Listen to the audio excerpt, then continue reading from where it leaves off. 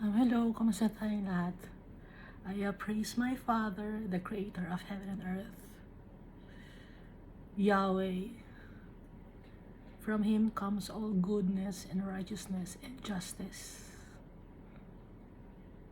At yung mga sins natin, all our iniquities will be blotted out because of the mercy and graciousness of our Father, and because of the blood of Jesus Christ.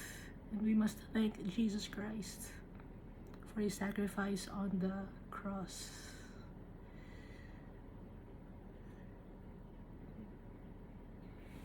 Tinanggal niya yung kanyang pagka-Diyos when He was in this world to Jesus Christ.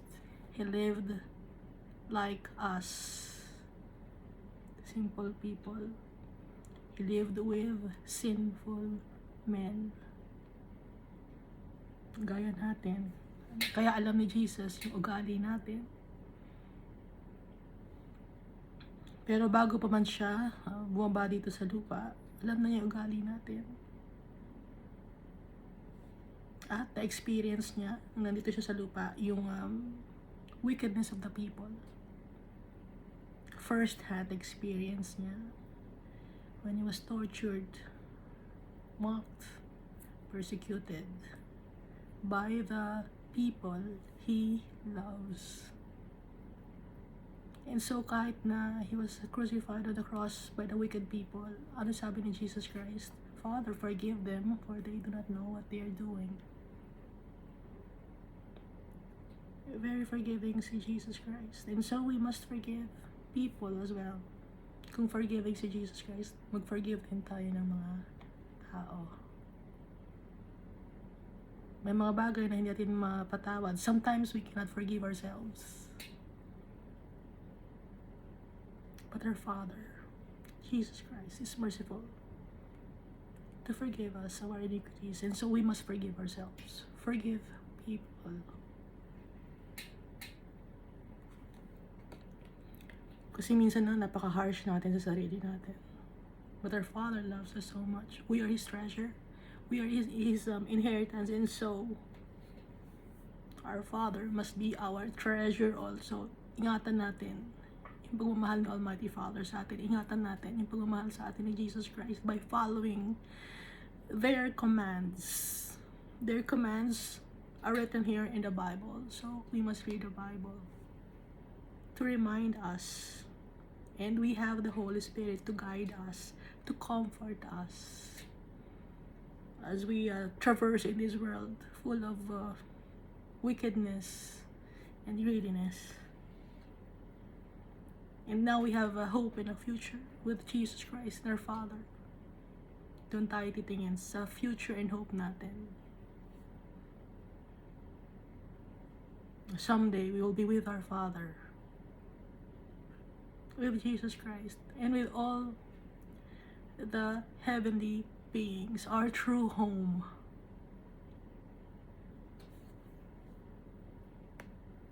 Para natin makakapunta sa ating real home, to trust our Father,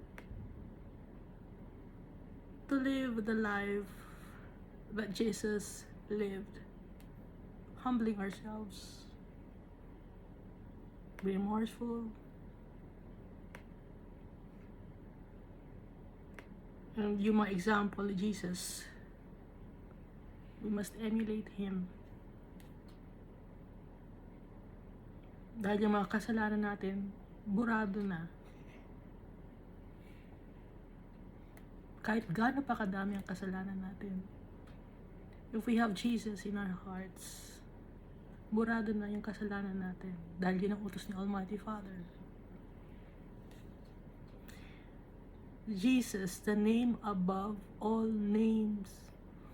Si Jesus Christ, wala nang iba. Utos ni Almighty Father. And so Jesus Christ will come again the second time around sa Judgment Day. He will judge the people. Because He's like the Almighty Father. He is God. Last time we read Jeremiah chapter 50. No? So yung harvest time. Laging binabanggit sa Isaiah, Ezekiel, Zechariah, Daniel, yung harvest time. Book of Revelations, harvest time. To remind us, to tell us of what will happen when the time comes. That God will avenge Himself and all the saints, all the martyrs, all those who didn't love their lives here on earth. Mahal ba natin ang buhay natin dito sa mundo? Ang priority dapat natin si Almighty Father tsaka si Jesus Christ. If we have may mga trabaho, no? Pero sa trabaho natin, ang priority natin is kung paano tayo makitungo sa tao. Mga katrabaho mo, hindi mo i-chismis. Hindi ka maninira ng kapwa-tao mo.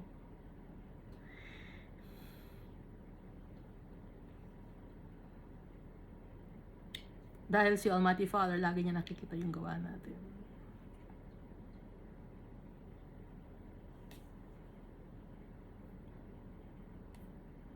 Walang nakatago kay Almighty Father.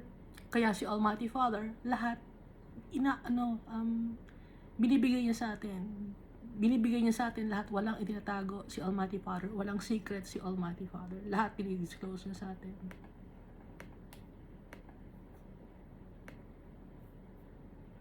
Kaya nababasa natin dito sa Bible, yung galit niya. Jeremiah chapter 50, yung pagdating ni Jesus Christ. Dahil si Jesus Christ kagaya ni Almighty Father.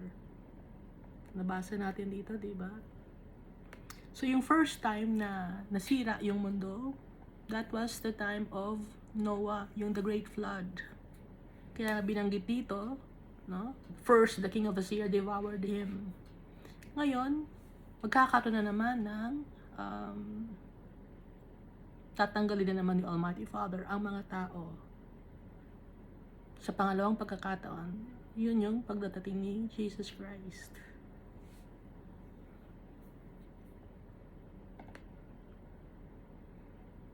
Ipapunish ni Almighty Father ang mga wicked people, yung mga arrogant, na nababasa natin, di ba? Dito, ang mga arrogant people. Pero may mga makakatakas.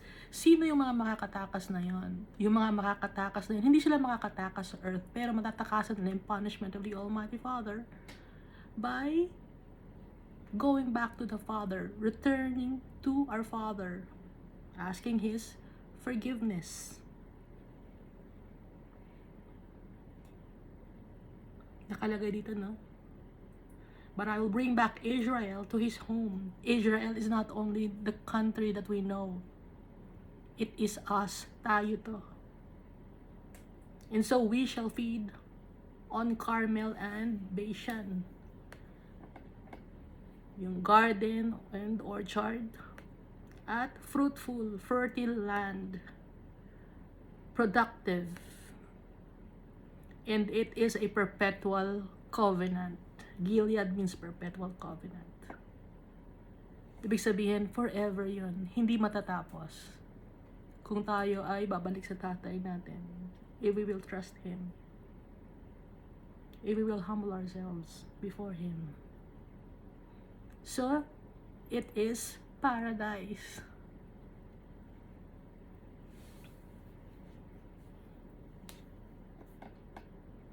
Heaven. Kaya nga sabi dito sa verse 20, in those days and in that time, the iniquity of Israel shall be sought, but there shall be none. Walang makikitang kasalanan ang mga nagtitiwala kay Almighty Father. Kasi papatawarin ni Almighty Father lahat ng mga lumalapit sa Kanya, nagsusumamo. Pero, yung mga wicked people, yung mga outsiders, visitors, kino-consider na outsiders or visitors, yung mga tao na hindi papasakop kay Almighty Father, dahil hindi sila anak ng Diyos. Kaya outsider sila, Pekod, and against the inhabitants of Pekod. No? Mga bisita lang, mga unbelievers. Saan sila mapupunta yung mga unbelievers?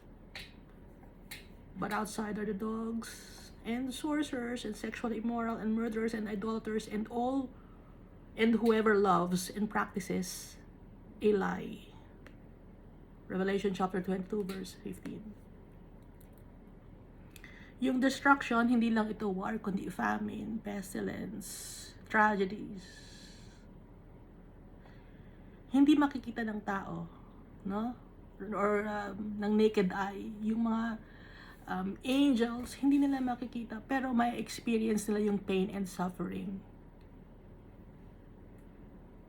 Hindi nila alam, yun na yung judgment day. Hindi alam ng tao.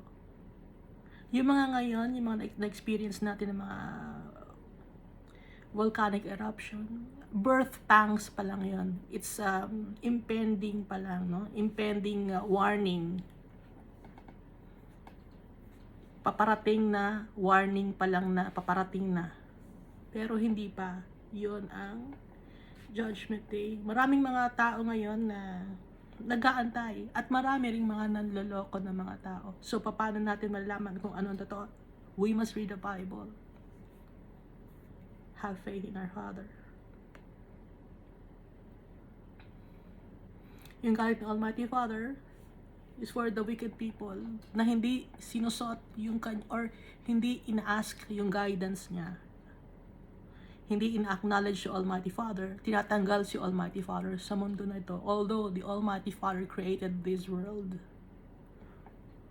Mga mayayabang na tao, sa ngayon matapang sila, but when the time comes, yung galit ni Almighty Father, He will pour out all over the earth. Matatakot ang mga tao. Kahit yung mga arrogant people. Hindi sila masasave ng kanilang mga kayamanan, ng kanilang mga malaking bahay, ng kanilang mga riches.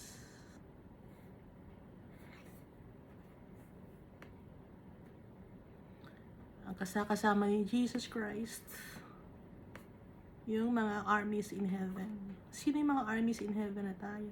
Na yun, tayo yun, mga saints in heaven. Na tayo mga nagtitiwala kay Almighty Father. Tayo ang army ni Almighty Father, tsaka ni Jesus Christ.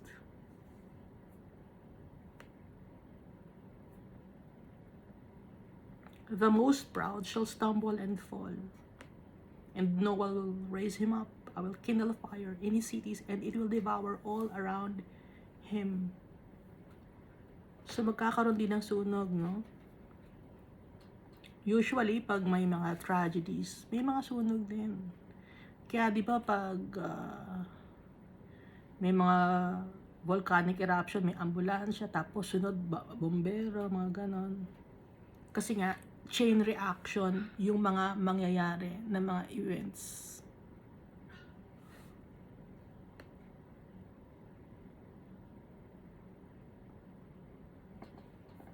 At dahil din sa pinipersecute ng mundo nito, ang mga anak ni Almighty Father, wicked people are mocking the children of the Lord. But our Redeemer is strong. Dito sa verse 34 of Jeremiah chapter 50. Our Savior is strong and mighty. So, against all mixed peoples, lahat ng tao, hindi lang, sasabihin nyo, ito lang to, Babylon lang to, ito lang Israel lang. No. Kasi long time na to, yun lang ang available na names ng mga lugar na sikat. Kaya yun ang pinasulat ni Almighty Father. Pero, di ba dumami na ang mga countries, dumami na ang mga lugar. So, kasama na lahat. Kaya nga, against all the mixed peoples who are in her midst. Dahil ang mundo na to, nakalagay sa verse 38, land of carved images, and they are insane with their idols. Baliw. Anong Tagalog na insane? Baliw sa mga Diyos-Diyosan, ang mga tao sa mundo na to. Baliw sa mga semento or kahoy at sinasamba yun. Baliw ang mga tao. They are insane. Ano pa ba ang Tagalog ng insane?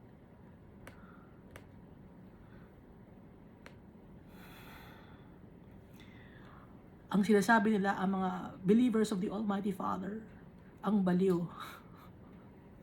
Sinasabi nila na ang insane, ang nababaliw na yan, na nagtitiwala sa kanyang Diyos, nababaliw na yan, basa ng Bible. Pero, kung titignan natin mabuti,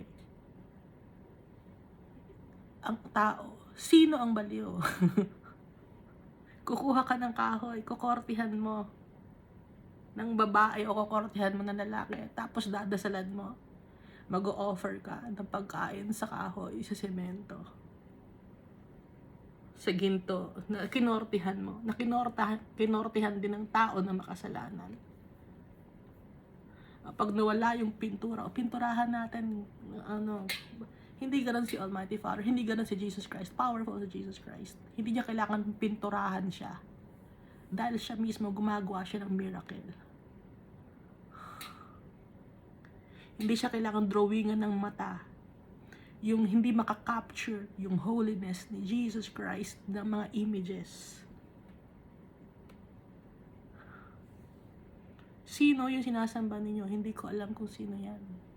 Kahoy, no?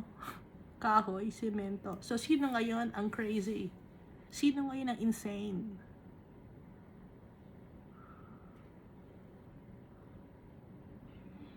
O, example na lang yung mga ninuno ninyo. Gumagawa kayo ng bust. Alam niyo yung bust, yung mukha, no? Tapos nilalagay nyo sa isang place. Tapos ilalagay ninyo, papangalanan nyo yung street ng kung sino man yung hero noong time na yon. Pinagkakagastosan nyo ng pera. Ayun, nakatiwangwang lang doon, nakalagay lang doon, pinagkagastosan nyo ng pera. Gusto ba ni Almighty Father yun? Na itaas yung pangalan ng tao na yun? Ano ang kapangyarihan ng tao na yun? Wala. Hindi magagawa ang mga bagay kung hindi inaalaw ni Almighty Father. So bakit bibigyan mo ngayon ng honor ang isang tao? Nag-aagawin mo isang hero. Sino ang hero natin? Si Jesus Christ, si Almighty Father. So hindi lang ito nakafocus sa mga religious icons, religious images. Nakafocus din to sa mga sinasamba ng mga tao or tinitingala ng mga tao na sa tingin nila ay hero.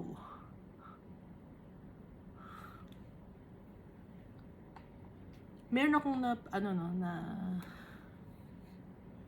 nalaman na madami sila magkakapatid. Pinagpagawaan nila ng isang statue ang kanilang tatay. Dahil sa kanila, yung tatay daw nila ang hero. Hindi. Ang hero natin, si Almighty Father, kahit tatay mo yon, sino ang nagbigay ng sustento sa tatay nyo? Sino nagbigay ng strength sa tatay nyo? Si Almighty Father, para dahil kay Almighty Father, galing lahat. So bakit i-acknowledge mo ang mga tao na namayapa na ginamit ni Almighty Father para sa ikapupuri ng pangalan ni Almighty Father, pero hindi natin nakita si Almighty Father? Ang nakita natin yung tao. Bakit hindi natin nakikita si Almighty Father? Kasi bulag tayo. Masyado tayong materialistic, masyado tayong nakatingin lang dito sa physical na mundo. Hindi natin natitignan si Almighty Father. Kaya nagagalit si Almighty Father.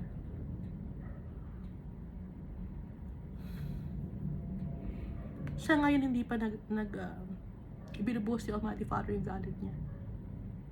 Nahihirapan na tayo, hindi pa man na ibubuhos si Almighty Father yung galit niya.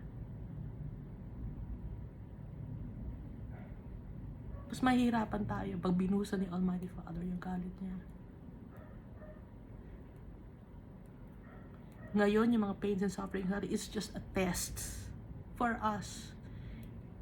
Kung if we will cling to our Father, it's just a test. Hindi pa dumarating yung galit ni Almighty Father.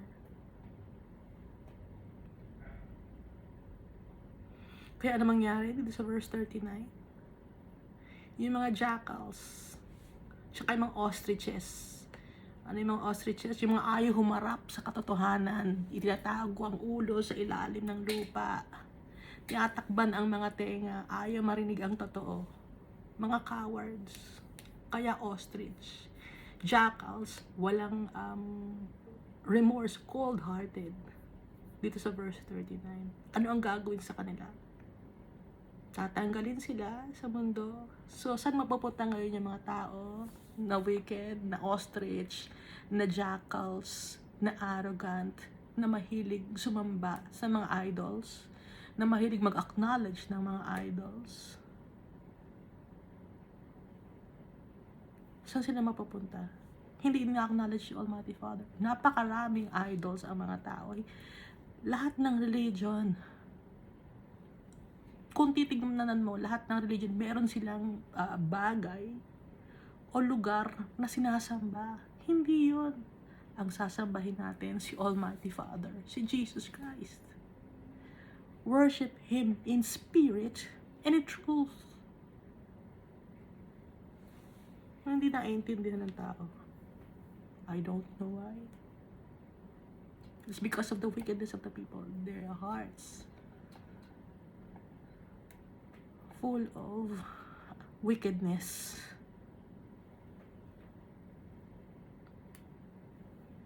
Kaya ang mundo na to ay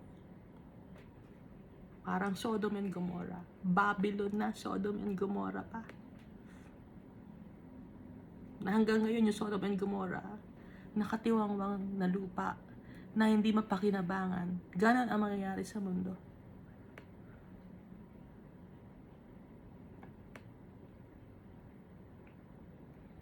Nakalagay dito na yung King of Babylon takot na. Sino ang King of Babylon or King of this world? Na kinoconsider niya na hari siya, na namumuno siya sa mundo na to. Siya si Lucifer. Takot siya. Kaya ngayon pa lang, naghahakot na siya ng mga tao. Dumadami ang kasalanan. Dumadami ang mga gender. Dumadami ang mga merong mental issue. Hindi matanggap ang katotohanan na sila ay babae, na sila ay lalaki. Dahil hindi ina-address yung totoong problema. Kaya hindi nila matanggap. Ano ba yung totoong problema?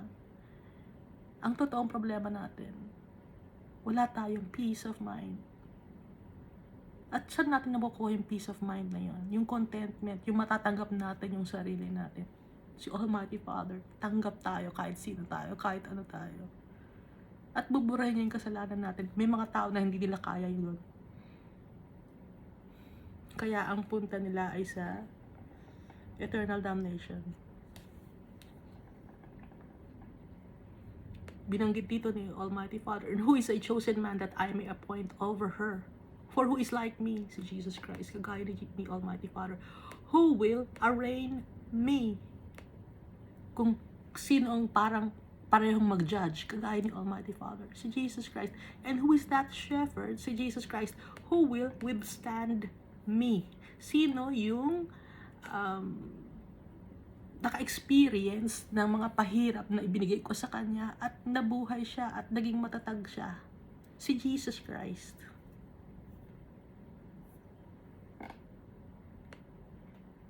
So verse 44 yan.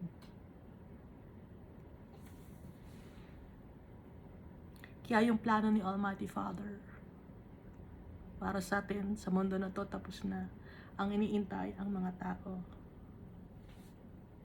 At the noise of the taking of Babylon, the earth trembles. Diba, binabasa lang natin to, natatakot na tayo. Natatakot na kayo. And the cry is heard among the nations. Kaya nga, gumagawa ng goal ang bawat nations dahil sa mga calamities and tragedies and famine na mangyayari. Ngayon pa lang, bumubuo na sila ng committee. Pero, yung plano na yon hindi nila ina-ask yung guidance and advice of the Almighty Father. And so, their plans will be pulverized. It's a trap of the Almighty Father. Alam niyo ba yung marunong kayo maglaro ng chess? No? Akala ng mga tao, ano tayo, panalo na tayo sa chess. O, akala mo lang. Pero may mga ways si Almighty Father.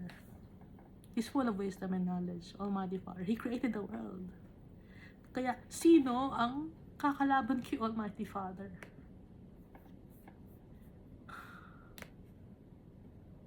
Yung mga taong walang tiwala kay Almighty Father. Yung mga nagtitiwala sa kanilang sarili. Yun ang walang tiwala kay Almighty Father. Sila ang kumakalaban kay Almighty Father. And they will not prosper. Kahit dito man sa mundo, magiging mayaman sila. Earthly possessions, material things. But the soul will suffer for all eternity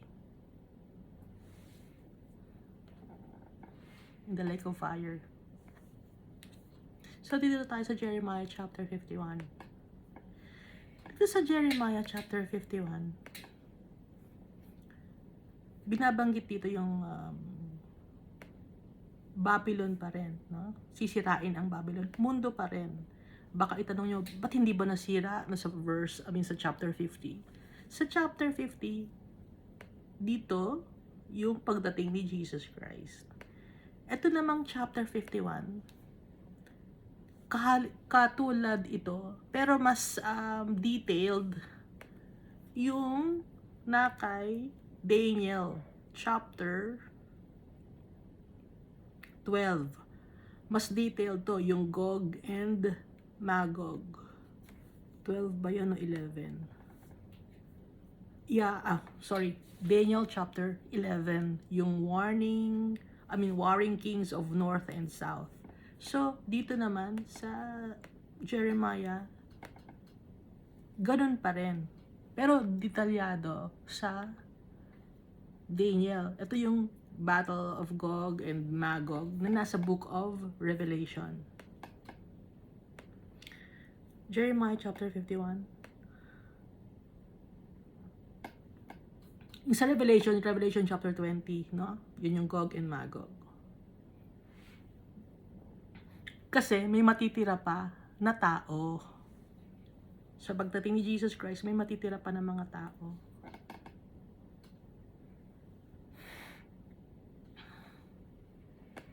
Yung mga naka-survive, pero konti lang sila na naka-survive. Pero madi-display sila. Dystopian society.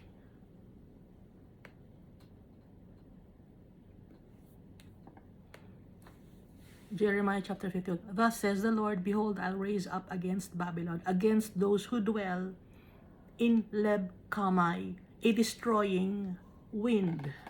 Leb-Kamai means the heart of those who rise against me. Yung puso ng mga tao na galit kay Almighty Father.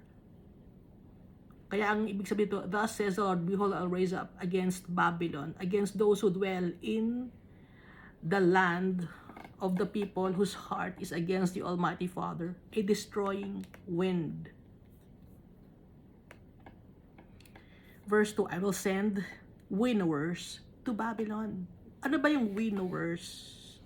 Winnowers, alam niyo yung chaff, yung ipa. Pag hihiwalay ka ng ipa sa bigas, ng butil ng bigas, kung manually mong gagawin, alam niyo yung bilao. Igaganon mo yung bilao, tapos humihiwalay yung magaan na ipa. Nakakita na kasi ako ng gano'n. Or magaan na butil ng bigas na hindi maganda, hihiwalay dun sa pangit na butil. Ba yun? Yung butil na magandang bigas, hihiwalay sa pangit na butil. Yung ginaganyan, nakakita na kasi ako eh. Nahihiwalay yung pangit na butil at saka yung mga bato, at saka yung mga ipa. Nahihiwalay dun sa magagandang klase na butil ng bigas. So ito to, sabi ni Almighty Father, I will send winnowers to Babylon. Yung magsisift, okay? Or yung magfi-filter, yung separate ng pangit sa maganda. Who shall winnow her and empty her land? For in the day of doom, they shall be against her all around. So yun ang ipapadala ni Almighty Father. Piling-pili ang kanyang mga mga tao, isi-sift niya. Ipapadala niya ang kanyang mga angels para ma-sift yung mga tao. Against her, let the archer bend his bow and lift himself up against her in his armor. Do not spare her young men. Utterly destroy all her army. Bakit her? Her nga kasi Babylon, babae, ang earth, Babylon considered as, ang pronouns niya ay her. Kaya napangiti ako, di ba, kasi may mga tao, may pronoun is he, they, her, may mga ganun, di ba? Pero ang pronoun na talaga ay him at saka her. No, pag babae, her or she. Pag lalaki, he or him, na. Pag madami, they. Yung iba kahit mag-isa lang siya, tas iba kasi ang gusto niyang maging gender, identify herself as a kung ano man, gusto niya they, them, no? Kaya napangiti ako kasi sinasabi natin dito sa Bible, against her, kasi nga ito ay earth. Utterly destroy all her army. May army kasi, yung nga battle of Gog and Magog. Thus the slain shall fall in the land of the Chaldeans. So, ano ba ang land of Chaldeans? Land of Chaldeans, yung mundo. And those thrust through in her streets. War in the land. Kasi pag wala na yung mga followers of the Almighty Father and Jesus Christ, kasama na ni Jesus Christ yun. May mga matitirang mga tao dito, walang magtuturo sa kanila about kay Almighty Father at saka kay Jesus Christ. Ang alam nila,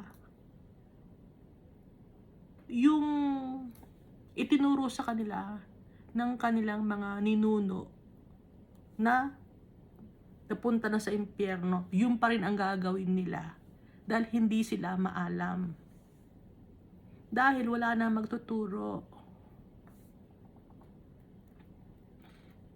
Dahil yung magtuturo sa kanila ng tamang ways of the Almighty Father, nakasama na ni Jesus Christ, kasama na ni Almighty Father. Verse 5, for Israel is not forsaken nor Judah by his God, the Lord of hosts.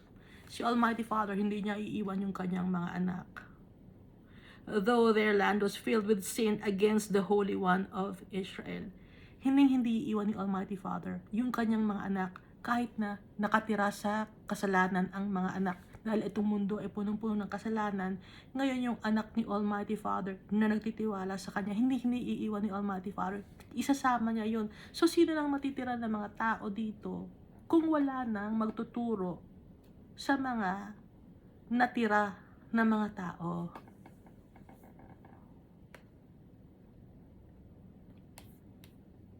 Naintindihan niyo? So parang magiging mga barbaric, no? Yung mga tao.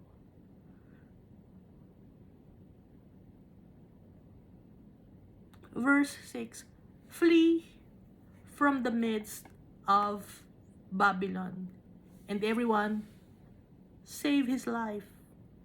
Do not be cut off in her iniquity, for this is the time of the Lord's vengeance. He shall recompense her. Ano ibig sabihin ng recompense? The Lord God will strike the people of the earth.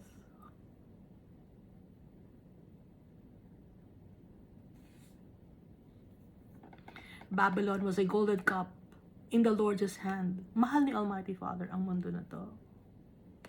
Pero nga, dahil sa kasalanan ng mga tao, nasira, that made all the earth drunk. The nations drank her wine. Therefore, the nations are deranged, mentally unstable, crazy, demented, unbalanced, unhinged, exchanging truth for a lie. Or gumagawa sila ng sariling multo nila. Kasi nga, lasing sila. lasing sa kanilang kapangyarihan. Ang daming mga nakikita ko sa internet, no, na sabi yung machine daw mas magiging matalino pa sa tao. Yun ang paniniwala ng science. Hindi mangyayari yun. Hindi itialaw ni Almighty Father yun. Yung mga tao na yun, yun ang naniniwala sa Big Bang Theory. Pero si Almighty Father is full of wisdom and knowledge. We are created in His image and likeness. And so, meron pa bang mas magiging angat kay Almighty Father? Yung mga machine ba na sinasabi ninyo? Kaya nga Babylon was a golden cup in the Lord's hand. Maganda sana, no? Yung mundo. Kaso puno ng kasalanan. Tinanggal si Almighty Father. And so, naging drunk ang mga tao. Nalasing sa kanilang sariling power kasi they dominated the world. Akala nila sila na ang makapangyarihan sa buong mundo. And so, gumawa ng kung ano-anong mga kasalanan. Tapos, naging deranged sila, nabaliw na sila. Gumawa sila ng mga robots. Paggawa ng mga robots, ng mga machines. Naging na sila, unbalanced. Deranged kasi means unbalanced. Crazy or mentally unstable. Gumagawa na sila ng sarili nilang multo. Takot na sila sa mga robots doon na magiging mas matalino pa sa tao. Hindi allow ni Almighty Father yon. So, sino ngayon? Yung crazy.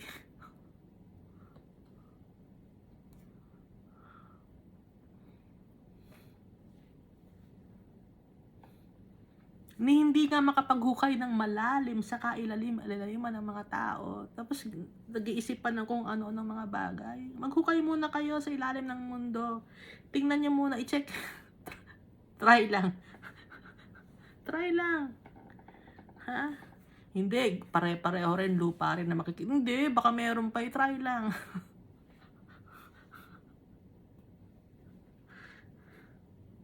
Gustong-gusto niya magpunta sa ibang planet. Samantalang yung mundo, yung ilalim ng dagat, na-check nyo na ba? Hindi pa naman hindi nyo pa na-check lahat. So, hukayin nyo pa. Bawat sulok ng mundo, ikalikutin nyo. Pati kailaliman, gumawa tayo ng, kung sinasabi nyo na, gumawa tayo ng butas, papunta sa ibang country. Hindi na tayo mag-airplane. Doon na tayo sa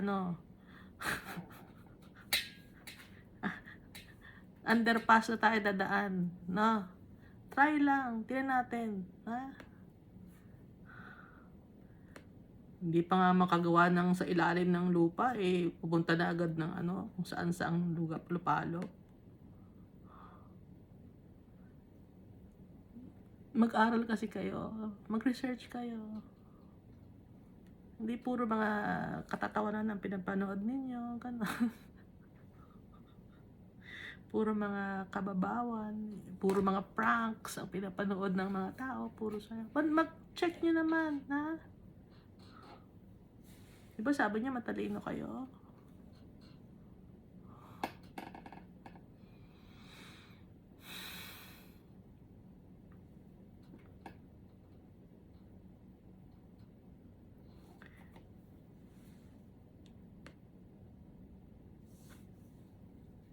Verse 8, Babylon has suddenly fallen and been destroyed. Wail for her, iyakan ninyo ang mundo. Take balm for her pain. Perhaps she may be healed. Baka sakali, gumaling siya.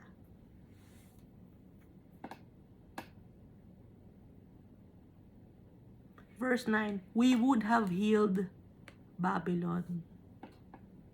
Kaya nga, diba, nilinis ni Almighty Father ang mga tao. Tinanggal niya, naging desolate ang land. Kaya nga, we would have healed Babylon. Ang sumunod, but she is not healed. Hindi siya gumaling. Nawala yung mga madaming tao, may mga natirang mga tao. Ipinagpatuloy ang wickedness ng kanilang mga ancestors. Forsake her and let us go everyone to his own country. For her judgment reaches to heaven and is lifted up to the skies. The Lord has revealed our righteousness. Come and let us declare in Zion the work of the Lord our God. The Lord has revealed our righteousness. Kaya ipagmamalakasan natin yung kabutihan ni Almighty Father. So ito yung time na yung mga tao ni Almighty Father, kasama na niya.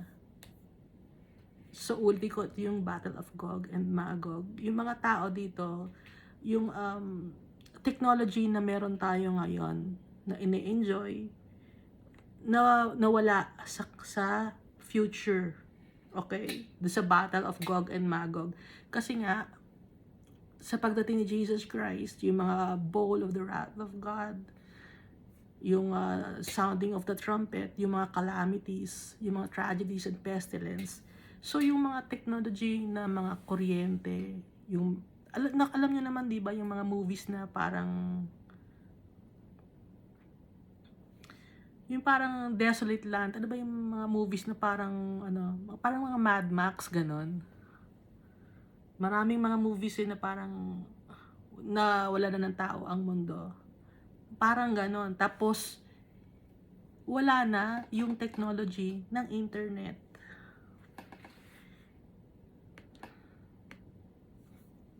Dahil nga, sa mga calamities. Dahil alam naman natin na yung internet, under the sea yung mga wires, di ba? Malalaki ang mga wires. Walang clouds. Baka hindi, naka-clouds yun. Wala clouds. I-check nyo kung paano nagkakaroon ng internet ang mundo. Malalaking mga kable yon under the sea. Hindi yun sa, sa satellite. Yung sinasabi yung satellite, mga antena yon na malalaki na nandito rin sa mundo. Okay? So, asa na ngayon yung sinasabi ninyo? Na nakapunta sa ibang planeta. Wala. Under the sea ang internet. I-check nyo. Ha? Puro kasi kayo, mga mabababaw yung mga pinapanood nyo. I-check nyo. Maging curious naman kayo sa mundo. Yung politics, wicked people, no? Nandyan talaga yan. Politics yan. Huwag ka nang makialam dyan. Ang pag-aralan mo, ang i-check mo yung technology ng mundo, kung may internet ba, paano, yun ang pag-aralan mo. Yung politics, yan, greediness yan. Ha? Si Almighty Father ang nag-declare kung sino ang dapat na mamuno. Kaya wag kayo makikisali sa politics. Anong ibig sabihin ng kagaya ngayon, merong sabi nila, magkakaroon tayo ng rally for peace. Pag magra-rally ka, madami kayo, di ba? Anong gusto mong iparating ngayon? For peace, yung rally. Gusto namin ng kapayapaan. Kung gusto yung kapayapaan, rally for peace, sa bahay na lang kayo, manahimik kayo. Bakit? Hindi ko maintindihan Rally for peace, at lalabas kayo, tapos mag-iingay kayo, tapos sasabihin niyo yung mga hinaing ninyo, dapat geto ang gagawin, di ba? For peace ba yun? Kung gusto yung rally for peace, sa bahay kayo, ha? Manahimik sa bahay, yun ang peace. Magbasa ng Bible, kausapin si Almighty Father. Kasi yung rally, naggagawa yan, no? Nagbubrew yan ng pagkakabaha-bahagi. Nagde-devise ng plan yan for dissension. Aminin natin, yun. Maging tayo, harapin natin yung totoong meaning nun. Huwag natin ilagay yung ulo natin sa ilalim ng lupa. Hindi yan. Rally for peace yan. Nilaloko natin ang sarili natin. Huwag ganon. Ha? Pati yung mga Christians sumasali rin sa Rally of Peace. Ano yan? Hindi yung galing kay Almighty Father. Manahimik kayo sa bahay ninyo, mag-pray kayo. Yun ang gusto ni Almighty Father.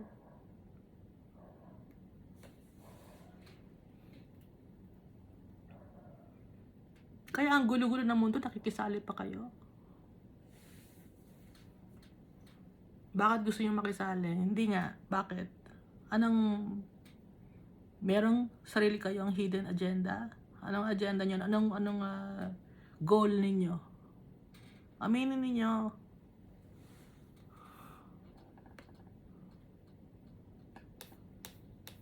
Kasi si Almighty Father, He is righteous. Hindi siya nakikisali sa gulo.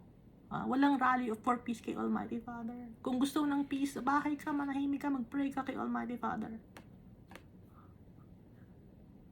Verse 11, make the arrows bright, gather the shields. The Lord has raised up the spirit of the kings of the Medes. Inallow the Almighty Father na yung spirit of the kings of the Medes ay magalit. Ano ba yung ibig sabihin ng Medes? Ang Medes, gitna yon. May heaven, may earth, at may impyerno. So, sino yung king of the Medes? Mga tao sa lupa. Heaven, earth, impyerno. Nasa gitna. No? Medes. Or Median, or middle. Kings of the middle. Mga tao dito sa mundo. For His plan is against Babylon to destroy it, because it is the vengeance of the Lord, the vengeance for His temple. Ang mga tao, mag-aaway-away sila. Kaya nga, yung Battle of Gog and Magog, may King of the North and King of the South na nakalagay sa Book of Daniel.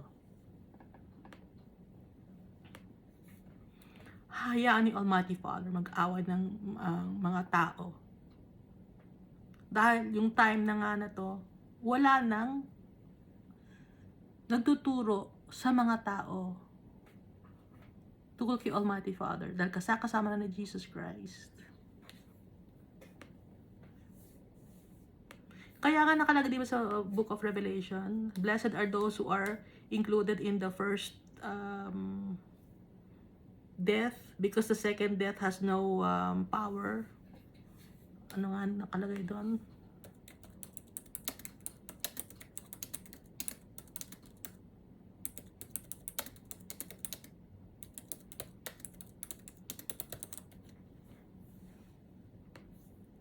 First resurrection pala, sorry. Revelation chapter 20 verse 6. Blessed and holy are those who share in the first resurrection.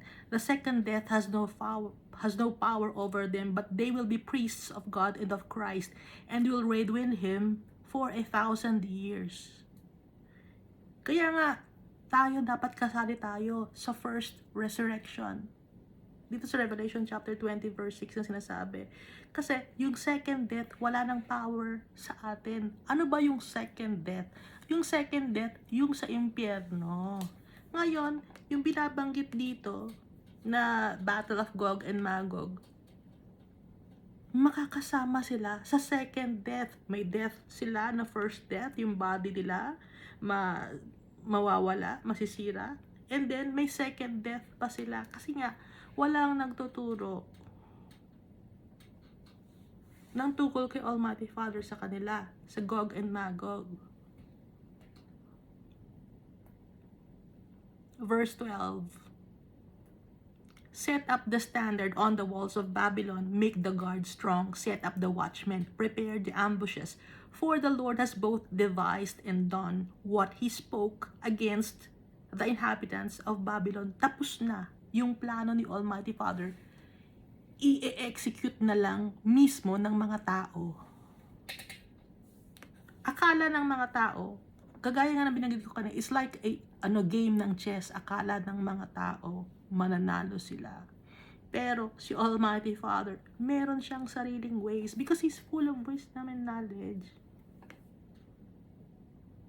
Verse 13, O you who dwell by many waters. Ano yung many waters?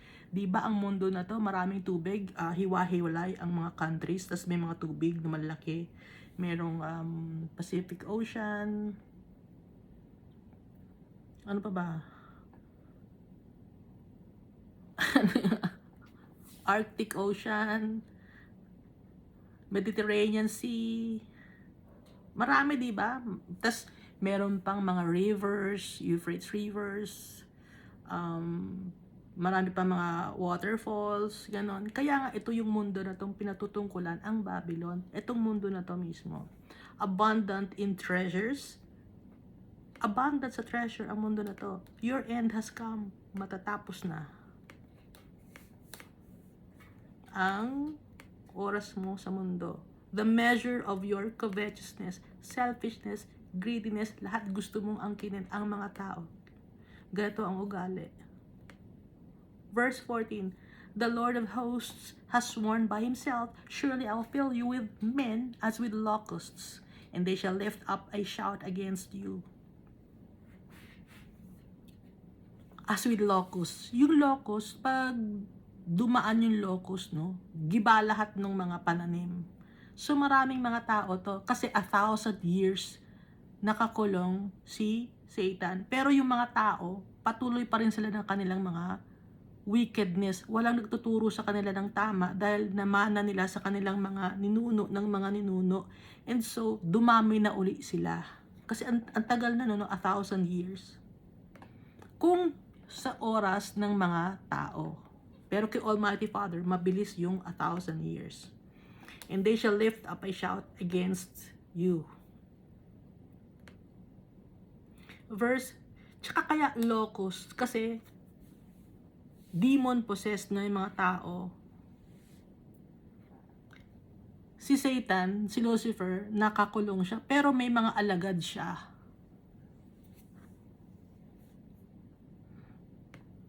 So sa background, meron pa rin mga alagad. Patuloy pa rin ang paggawa ng kasamaan.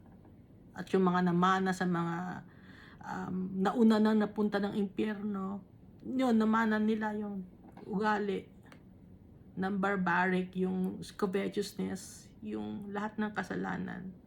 And they shall lift up a shout against you. Verse 15, he has made the earth by his power. Ang mundo na to ginawa ni Almighty Father by his power.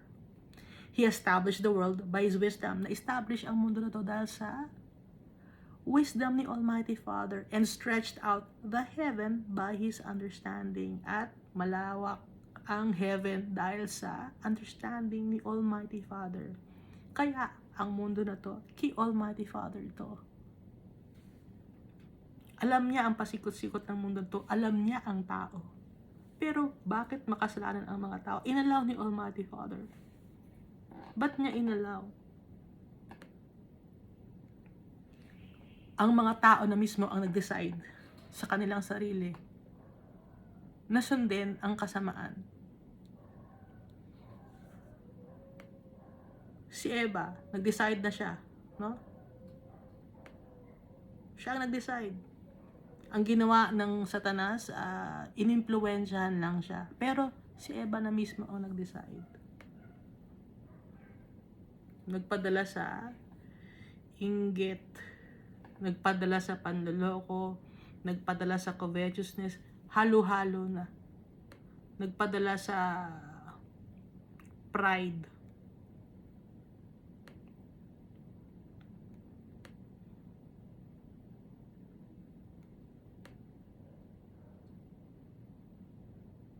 Verse 16, sorry. When he utters his voice, there is a multitude of waters in the heavens. He causes the vapors to ascend from the ends of the earth. He makes lightnings for the rain. He brings the wind out of his treasuries. Pinapakita rito yung power ng Almighty Father. Siya ang nagagawa ng vapor para umakyat sa ends of the earth. Tas may lightning para sa ulan.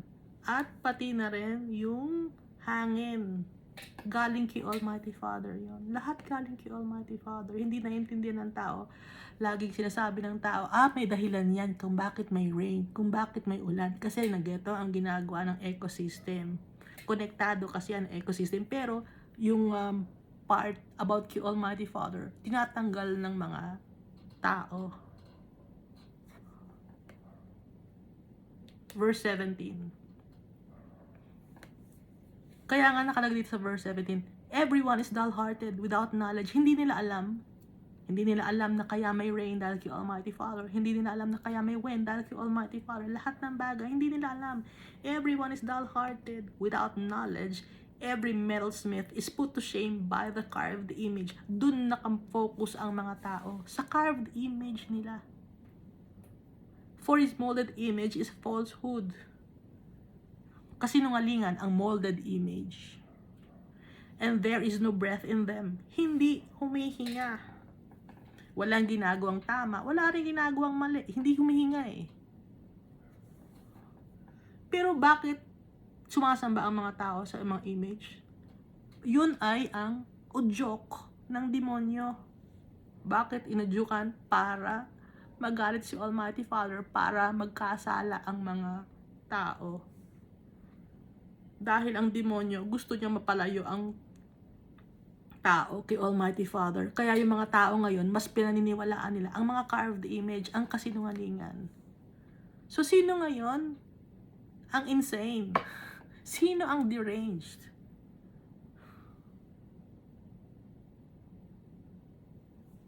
Kukuha kayo ng kahoy, kukortihan nyo ng mukha. Tapos dadasalan mo. Sino ang deranged ngayon? Titirikan mo ng kandila, mag-o-offer ka ng pagkain. Sinong deranged ngayon? Sinong insane? Sinong crazy?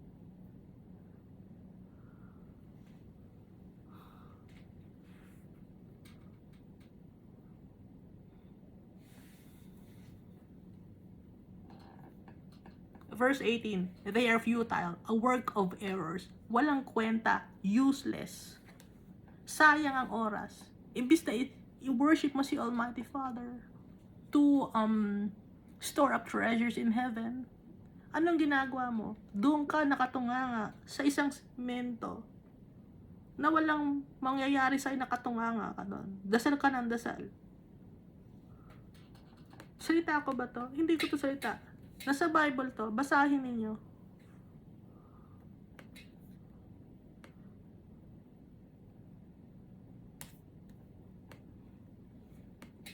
Binabasahan ko kayo ng Bible. Kung kayo magbabasa ng Bible, anong maiintindihan ninyo? Pare-pareho tayo ng Bible. Iba-iba man ang version, yun pa rin ang meaning. Gusto nyong ibahin kasi, bakit? Nagka-cowardice. Gusto nyo maging ostrich. Gusto nyo ilagay yung utak ninyo, yung ulo ninyo sa ilalim ng lupa. Ayaw tingnan yung katotohanan. Blind leading the blind. Verse 19. The portion of Jacob is not like them. Who is the portion of Jacob? Yung portion, yung parte ni Jacob. Ano yung parte ni Jacob? Yung inheritance ni Jacob. Sino yung inheritance ni Jacob? Si Almighty Father. For He is the maker of all things. Kino-compare dito yung idol kaysa kay Almighty Father. Si Almighty Father, He is the inheritance. Siya ang gumawa lahat ng bagay. He is powerful, almighty, glorious, loving, caring. Tapos, ang ginagawa ng mga tao, gumagawa ng semento or kahoy at yun ang sasambahin. Kinakalimutan si Almighty Father. Akala ninyo yun ang Diyos nyo? Yung semento? Minamak nyo si Almighty Father. Minamak nyo si Jesus Christ. Hindi yun si Jesus Christ. Marunong maglakad si Jesus Christ. Hindi lang naglalakad si Jesus Christ. Nag-ascend siya sa heaven. Tapos bubuhatin ninyo ngayon yung semento or yung bato or yung kahoy. Ano pa ang gagawin? Isasayaw-sayaw nyo gano'n. Ano yung comedy? Ba't oy, sumasayaw. Sumasayaw, oh.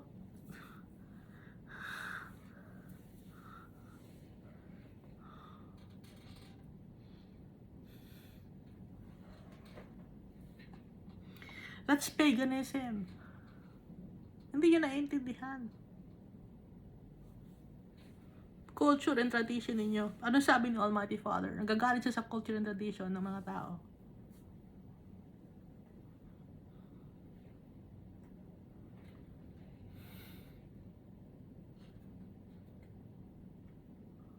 The portion of Jacob is not like them, for he is the maker of all things. The Israel is the tribe of his inheritance. The Lord of hosts is his name. Powerful, Almighty Father, the creator of heaven and earth.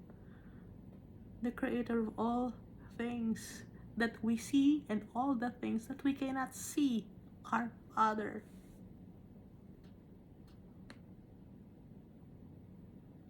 Verse 20, you are my battle axe, the weapons of war. For with you I will break the nation in pieces. With you I will destroy kingdoms. Verse 21, with you I will break in pieces the horse with its riders. With you I will break in pieces the chariot and its rider. With you also I will break in pieces man and woman. With you I will break in pieces old and young. With you I will break in pieces the young man and the maiden. With you I will also break in pieces the shepherd and his flock. With you I'll break in pieces the farmer and his yoke of oxen. And with you I'll break in pieces governors and rulers. Sabi ni Almighty Father, sisirain niya ang lahat. Nung matitigas ang ulo.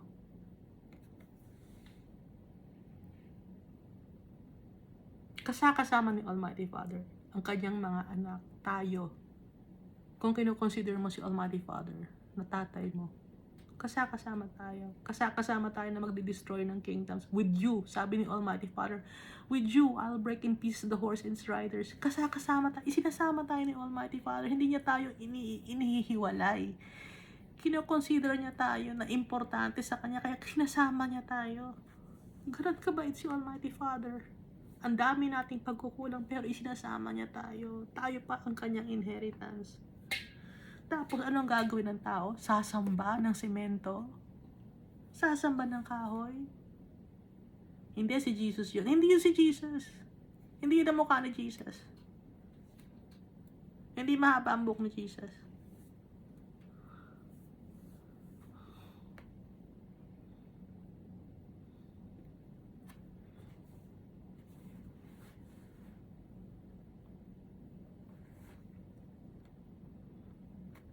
We must worship our God in spirit and in truth.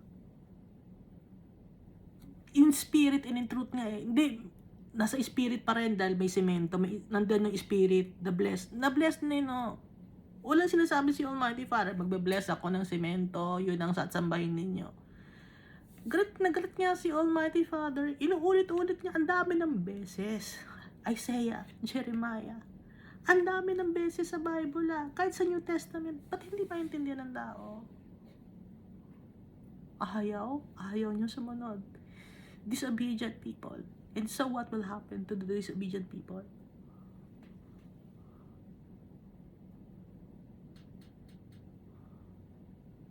Verse 24. Ito pa no, so verse 23. Binanggit dito, and with you I will break in pieces governors and rulers. So sasali ba tayo sa gobyerno? Hindi. Pati yung mga governors and rulers, so i-break ni Almighty Father. Yung mga, kasi, kaya i-break ni Almighty Father, corrupted. Pinagmamalaki ang kanilang power. Yumayaman sila dahil sa kanilang posisyon. Hindi ba totoo?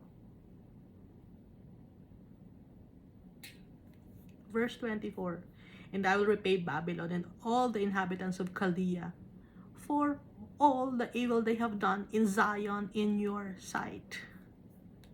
Sabi ni Almighty Father, pagbabayarin ko ang mundo, pati na ang mga tao na wicked, dahil sa lahat ng ginawa nilang kadumihan.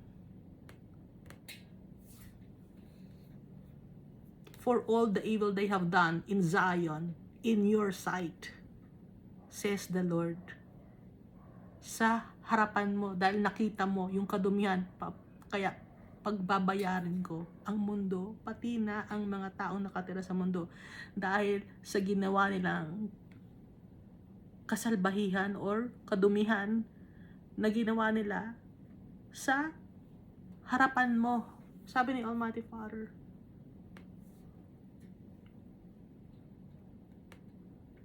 Verse 25, behold, I am against you, O destroying mountain. Ano yung destroying mountain? Destroying mountain, matayog ka, mataas ka, arrogant ka. Arrogant ka pero naninira ka. Arrogant na naninira.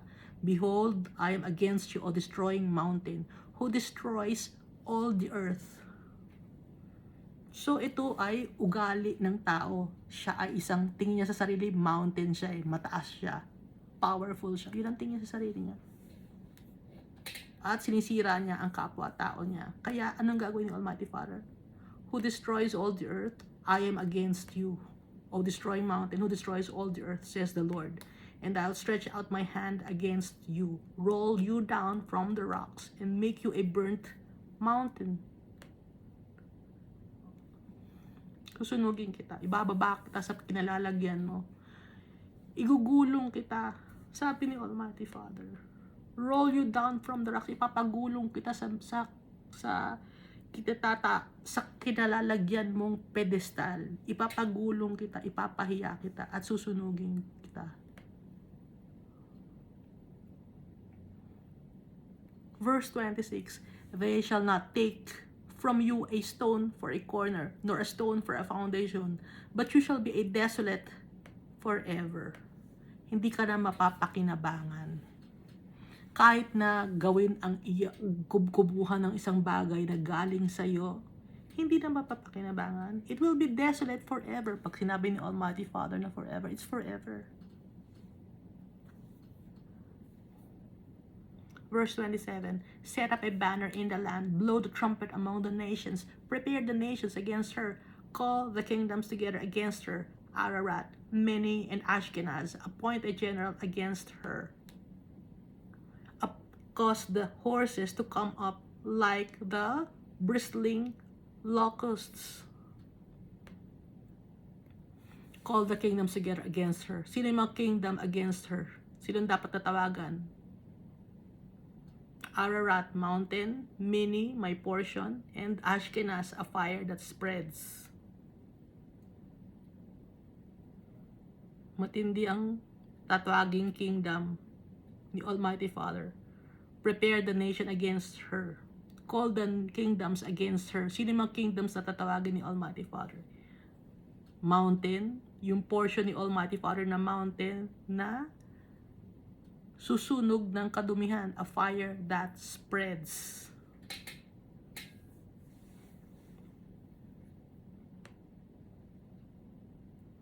Verse 28, prepare against her the nations with the kings of the Medes, its governors, and all its rulers, all the land of his dominion.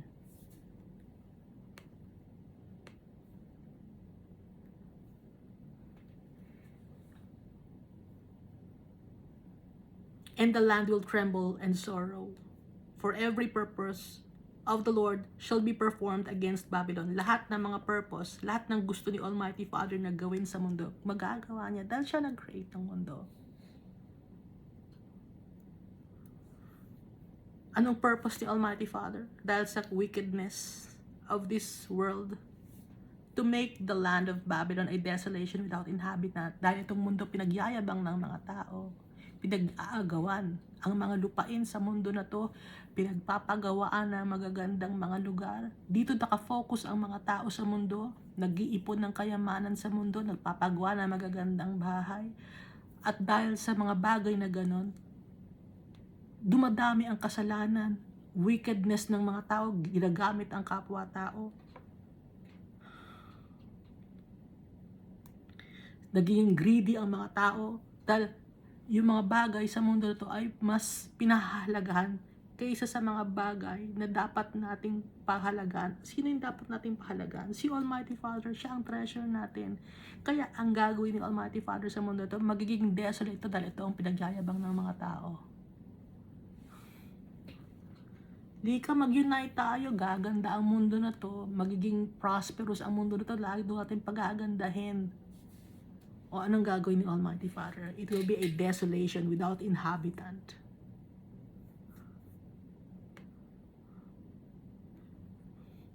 At hindi lang pinapaganda, no? Nag-aagawan sa lupa. Napapansin niyo pa ang mga business, dati ang business mo, napansin ko lang, no? Dati ang business mo ay isa kang mall. Na, dati ang business mo, mall ka lang. Lumipat ka na sa realty.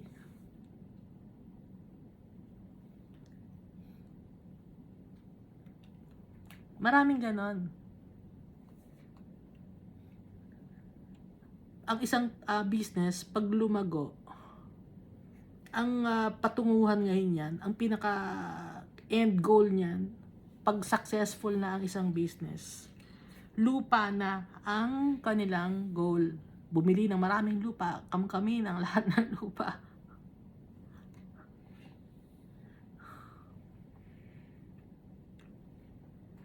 Kasi yun daw ay real estate. Tumataas ang value. Kaya swapang ang mga tao. Ano nga nang gagawin ni Almighty Father sa lupa? Uninhabitable. Asan ang mga tao ngayon? Napunta sa impyerno. Verse 30, the mighty men of Babylon has ceased fighting. They have remained in their strongholds. Their might has failed. They became like women. Naging mahina, naging matatakutin, nervyosa. They have burned their dwelling places. The bars of her gate are broken. One runner will run to meet another, and one messenger to meet another, to show the king of Babylon that the city is taken on all sides. Naiintindihan ninyo? Mga magre-report ngayon, wala na yung city na ganito. Wala na yung gatong city. Tatakbo na naman isang messenger. Nasira na yung city. Ganun ba? O ito, isang city, may dumating na naman isang messenger. Ano nangyari? Wala na rin isang city. Sira na rin. Sunog na rin. Yun ang ibig sabihin nito. Dahil nga, dito sa verse 31, desolate ang lugar, wala ng internet, hindi na makakapag-chat or message. Akala niya makakapag-message pa kayo. Wala ng technology eh. Kaya ano nang ginagawa? Runner. Asa na yung mga yung mga electric cars. O asa na yung station na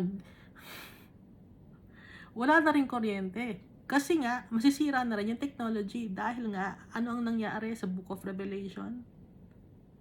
Ang daming calamities, tragedies, pestilence. Akala ninyo hindi mangyayari, no? Sa ngayon, sa isip niyo, hindi mangyayari yun. Magiging progressive pa rin ang country. Yun ang akala ninyo. Si Almighty Father, powerful. Siya ang nag-create ng mundo na to. Siya ang mas nakakaalam. Akala ninyo hindi mangyayari. Antay lang.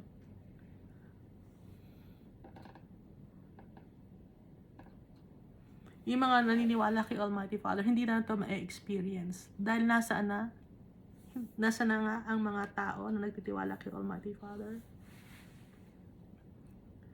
Ulit natin Revelation chapter 20 verse 6. Blessed are and holy are those who share in the first resurrection. The second death has no power over them, but they will be priests of God and of Christ and will reign with Him for 1,000 years. So hindi na ito ma-experience ng mga followers of the Almighty Father.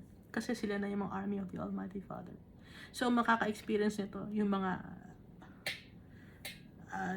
anak ng mga natira, na mga nakasurvive, slim chance na nakasurvive. Dumami ulit sila.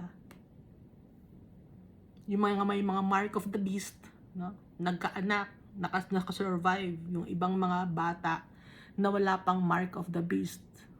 Pero yung mga may mark of the beast na, itinapon na sa impyerno. Kaya yung mga anak na mga natira na wala pang mark of the beast, yun ang dumami ulit ng dumami. The passages are blocked. The reeds they have burned with fire, and the men of war are terrified.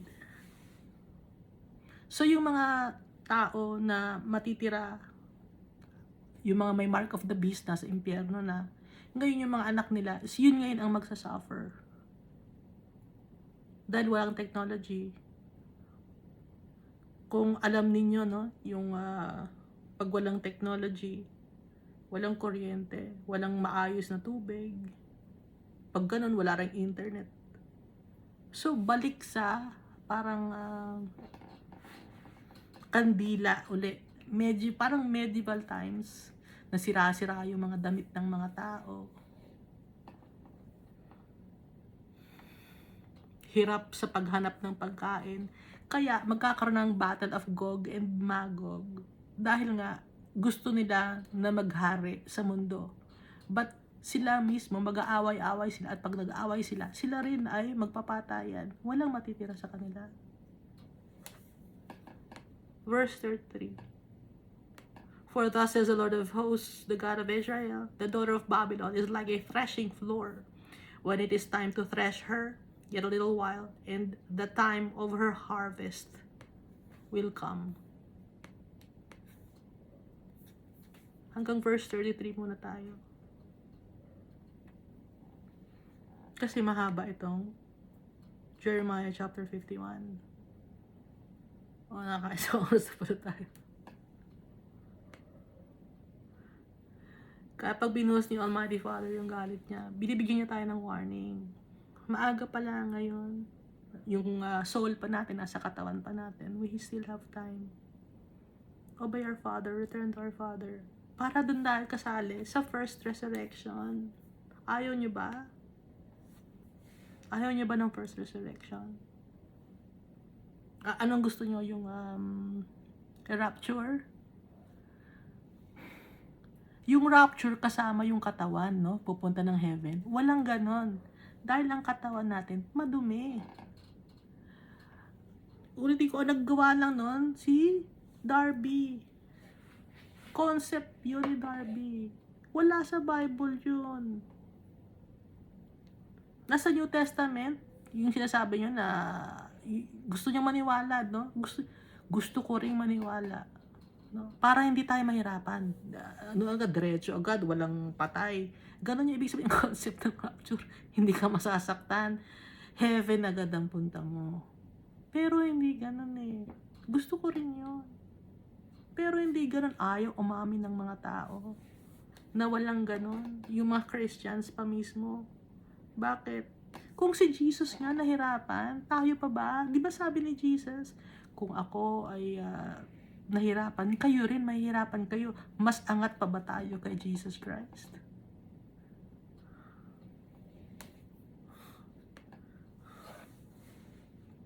Hindi tayo intindihan ng tao. Gusto maniwala sa mga bagay na easy lang. Gusto natin kasi lagi easy lang, madali lang, ganon. Kaya yung rapture, easy lang yun eh. Kasi mabait ka, tapos straight agad, hindi ka i-harvest, walang masasaktan, walang dudugo, ganon. Hindi yun eh. Gusto ko rin ganon, no? Ayoko. Takot din naman ako. Pero wala talaga eh. Ayoko mabuhay sa kasinungalingan. Ayaw ni Almighty Father na nagsisinungaling. Hindi ko alam kung bakit ginawa ni Darby yun. Kung bakit niya yun itinuro niya. Hindi ko alam. Pero tinignan ko sa Bible, wala. Pag nakita ko, sasabihin ko sa inyo, pero wala eh. Yung word na rapture, wala. Bakit niya inibang pangalan? Kung meron. Hindi kasi siya sure. Kaya gumawa siya ng word na rapture. Hindi siya sure.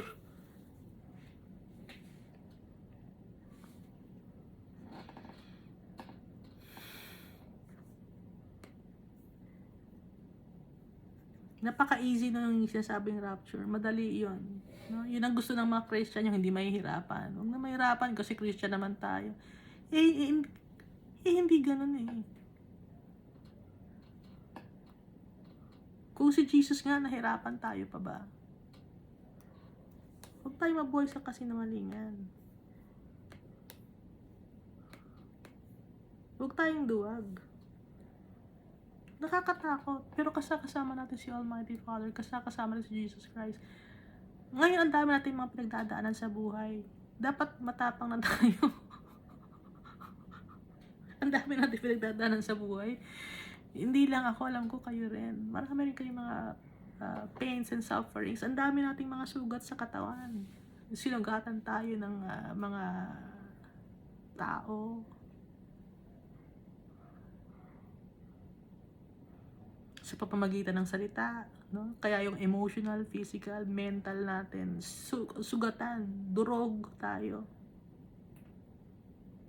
Kasi kasali yun sa trials and tribulations natin. And because, at the same time, punishment din the Almighty Father that tayo mismo nakapagsalita ng masama, nakagawa ng kasalanan. Kaya i-embrace natin yung mga trials na napakahirap, trials and tribulations and punishments. Embrace natin. Yun ang sabi ni Almighty Father, dahil kung hindi natin tatanggapin yon, magiging rebellious people tayo. Kaya dapat i-acknowledge natin, maging accountable tayo sa mga actions natin para mapalapit tayo sa tatay natin, hihingi tayo sa kanya ng kapatawaran. And so, magiging kagaya tayo ni Jesus Christ. Ang pagkakaiba nga lang kay Jesus Christ, nag-suffer siya kahit wala siyang kasalanan. Tayo, nag-suffer tayo dahil makasalanan tayo.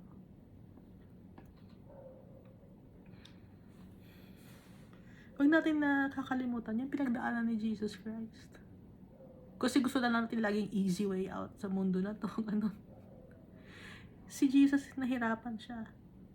Mas mahirap pa nga pinagdaanan ni Jesus. Sobrang hirap ang ginawa ng mga tao kay Jesus. Yung kasalanan natin, ipinasa natin kay Jesus. Pero nagtagumpay siya. Kaya tayo, mapagtatagumpayan din natin dahil napagtagumpayan ni Jesus Christ ang mundo na to. Magtiwala tayo sa tatay natin. Mahal na mahal niya tayo. Hindi niya tayo papabayaan. Magtiwala tayo kay Jesus Christ, yung ating Savior and Redeemer. Dating ang oras na i-judge tayo at maging karapat dapat tayo sa paningin ng tatay natin. Tayo ang kanyang inheritance, at ang inheritance natin, yung tatay natin, tsaka si Jesus Christ. Yung treasure natin. Doon tayo lagi nakatingin sa tatay natin, tsaka kay Jesus Christ. Always pray and read the Bible. Thank you, and God loves us all so much.